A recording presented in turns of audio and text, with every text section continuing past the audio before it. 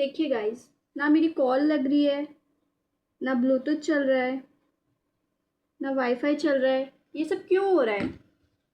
ये सब because of हमारे पास है मोबाइल सिग्नल जैमर, वो भी 12 बैंड का। इसका यूज़ आप हर जगह कर सकते हैं अपने मोबाइल सिग्नल को जैम करने के लिए।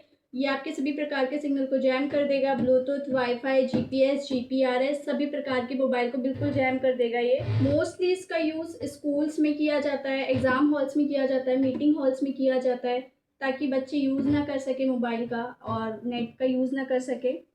तो इसको आप परचेज़ कर सकते हैं। डिस्क्रिप्शन बॉक्स में मेरा नंबर दिया गया है, उसमें आप जाएंगे, उसमें कॉल करेंगे या फिर मैसेज करेंगे, हम आपको सभी प्रकार की डिटेल्स प्रोवाइड कर देंगे। मैं आपको एक बात क्लियर कर देती हूँ गाइज, अगर आप इसको परचेज़ करना चाहते हैं तो हम इसमें कैश ऑन डिलीवरी बिल्कुल नहीं करते हैं।